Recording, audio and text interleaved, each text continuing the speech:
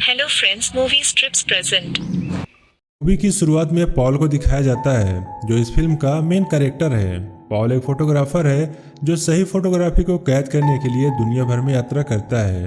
एक दिन ऐसे ही वो फिलीपींस के फिलिपिनो मार्केट में कुछ फोटो ब्रिज के ऊपर से निकाल रहा था। तभी अचानक उसके कैमरे में एक बहुत ही खूबसूरत लड़की कैद हो जाती है। फिर वो उसकी फ़ोटो निकालना स्टार्ट करता है और अचानक कुछ ही देर में वो लड़की मार्केट से गायब हो जाती है। पॉल उसे ढूंढने के लिए ब्रिज से नीचे उतरता है, लेकिन तब तक वो लड़की वहां से चली जाती है। फिर पॉल उसकी निकाली हुई फ़ोटो को चेक करता है। जब वो फ़ोटो चेक कर रहा होता है तब उसे पता चलता है वो लड़की उसकी स्कूल की फर्स्ट गर्लफ्रेंड थी। तभी अचानक से पॉल के सिस्टर का कॉल आता है और वो अपनी सिस्टर से बात करते हुए मार्केट में घूमना स्टार्ट करता है। घूमते घूमते कुछ समय बाद वो लड़की पॉल को फिर से दिखाई देती है और वो उसका पीछा करना स्टार्ट करता है, लेकिन कुछ समय बाद वो लड़की फिर से गायब हो जाती है। वो उसे फिर से ढूंढने की कोशिश करता है।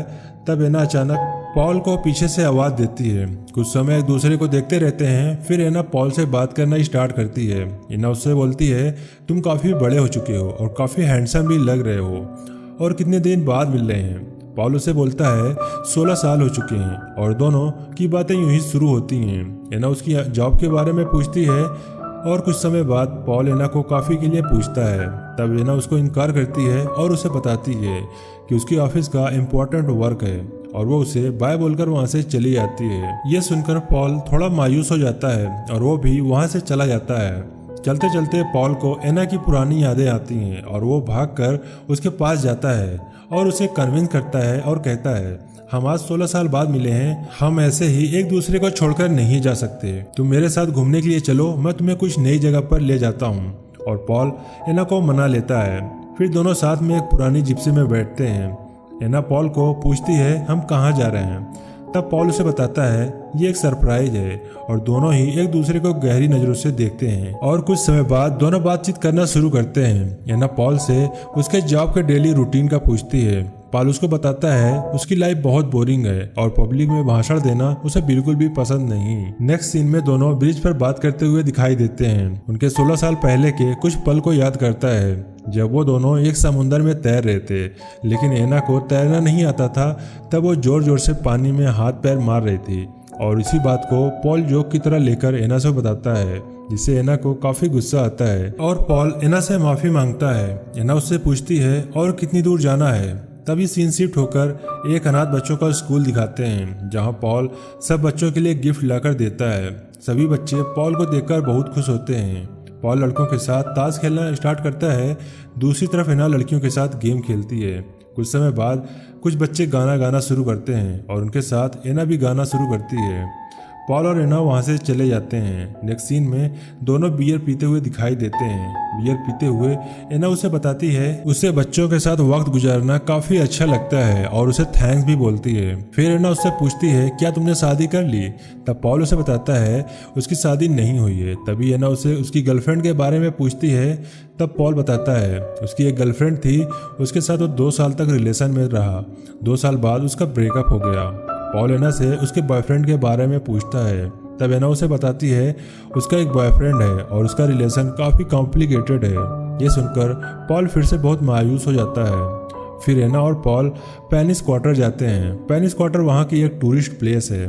फिर हमें पेनिस क्वार्टर का सीन दिखाया जाता है और वहाँ पर वो दोनों जाकर काफ़ी इंजॉय करते हैं और फिर वो दोनों एक पुराने घंटाघर जाते हैं और वो दोनों उसके चारों तरफ घूमने लगते हैं। तभी पॉल वहाँ से गायब होता है और एना वहीं घूमती रहती है। तभी पॉल घंटाघर के अंदर जाकर उसे आवाज़ देता है और उसे ऊपर बुलाता है और फिर वो दोनों कुछ देर ऊपर एंजॉय करते हैं। नेक्स्ट सीन में चर्च का सीन दिखाई देता है जहाँ दोनों खड़े होते हैं। फिर पॉल एना को उस चर्च के बारे में बताता है। तभी पॉल उसे एक जोक सुनाता है। जो जोक सुनकर एना काफ़ी गुस्सा आता है और वो वहाँ से उठकर बाहर चली जाती है। उसके पीछे पॉल भी बाहर आता है और वो उसे फिर से सॉरी कहता है। वो उसे मना लेता है। उसके बाद पॉल फोटो निकालने लगता है जिससे एना अब बोर होने लगती है। तभी वो सिगरेट निकालकर पीना स्टार्ट करती है। अब पॉल एना के पास जाता है।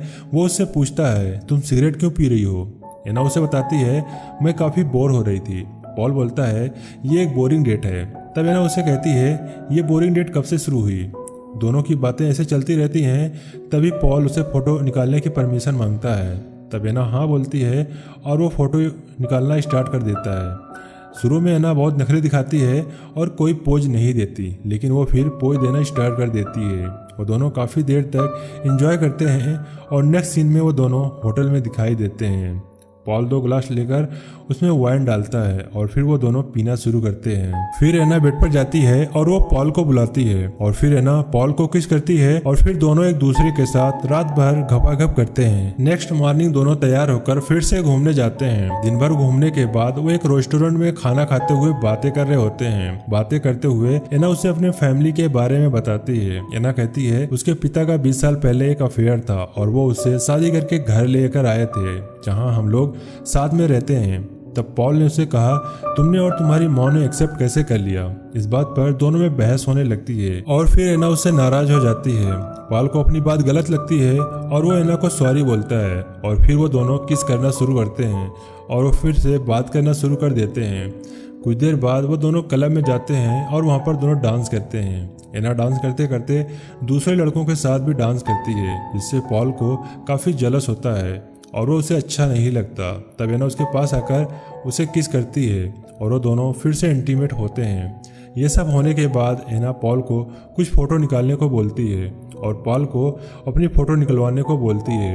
एना फिर से अपने कपड़े उतारती है और बेड पर जाती है। दोनों फिर से एग्रेसिव होकर घपाघप करते हैं। बाद में वो दोनों बातें करते हैं। एना उसे बताती है वो एक बार प्रेग्नेंट हो गई थी। तब पॉल उसे बताता है उसकी गर्लफ्रेंड ने उसे कैसे धोखा दिया था और सब बातें करते हुए फिर वो सो जाते हैं। नेक्स्ट मॉर्निंग जब पॉल उठता है तब एना बेड पर नहीं थी। तब पॉल डर जाता है और उसे लगता है एना फिर से उसे छोड़कर चली गई है, जैसे वो बचपन में गई थी, और वो उसे ढूंढने स्टार्ट करता है।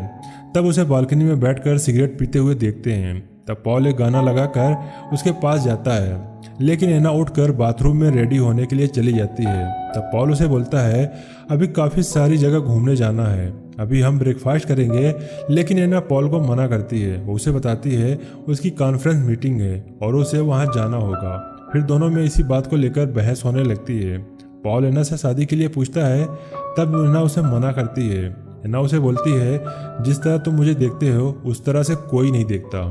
पॉल कहता है मुझे तुम में इंटरेस्ट है, मैं तुम्हारे सिवा नहीं रह सकता, प्लीज इस बार भी मुझे छोड़कर मत जाओ। लेकिन एना उसे कन्विंस करती है। फिर पॉल एना को छोड़ने जाता है। जाते टाइम पॉल उसे आई लव यू बोलता है। तब एना पॉल को किस करती है और ऑटो से उतर जाती है और यह मूवी यहीं पर समाप्त हो जाती है।